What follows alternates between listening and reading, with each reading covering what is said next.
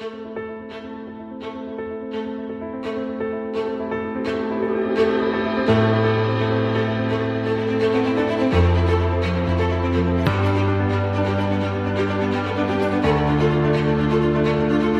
tu ne parles pas pour détourner le méchant de sa voie, ce méchant mourra dans son iniquité, mais je te redemanderai son sang. Mais si tu avertis le méchant et qu'il ne se détourne pas, j'allais dire, de sa voie, il mourra dans son iniquité, et toi, tu sauveras ton âme. Ézéchiel 38, versets 8 et 9. Fort de cette parole, je refuse de me taire face aux injustices que subit notre peuple. C'est là le sens et la motivation profonde de ma déclaration de ce matin. Messieurs et mesdames de la presse, chers compatriotes, mesdames, messieurs, en ma qualité de représentant du peuple et en tant que quatrième vice-président du Sénat de la transition, profitant de l'intercession parlementaire, je tiens à exprimer publiquement mon indignation et ma profonde préoccupation face à l'inertie prolongée des services compétents concernant la coupure d'électricité qui perdure depuis près de 10 mois sur le tronçon pour la moto Pana, dans le département de la Lombourg. Les populations riveraines vivent dans l'obscurité, privées d'un accès élémentaire à l'énergie, ce qui les expose à une précarité grandissante, à l'isolement et à une rupture du lien avec le reste du pays. Cette situation intolérable a pourtant fait l'objet de multiples relances officielles, toutes restées sans réponse concrète à ce jour.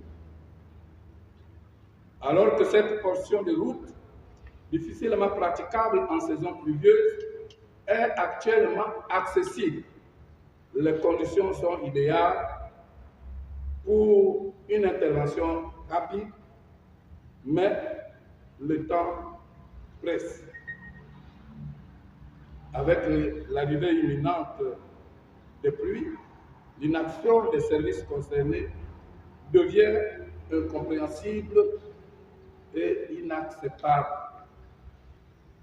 Je rappelle ici, avec insistance, que l'accès à l'électricité n'est pas un luxe, mais un droit fondamental et une condition essentielle au développement local.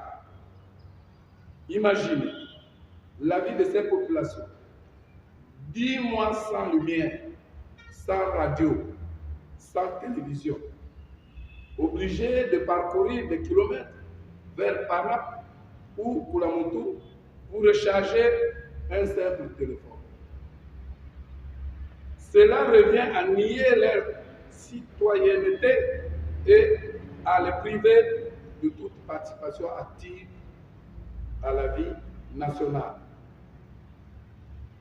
Laisser perdurer cette situation, c'est bafouer la dignité des citoyens de la Lombo-Bengidi et contrecarrer gravement les efforts de redynamisation des territoires de l'arrière-pays tels que prônés par le président de la République, président du gouvernement, chef de l'État, son Excellence, Brice Clotaire Oligui Nguema.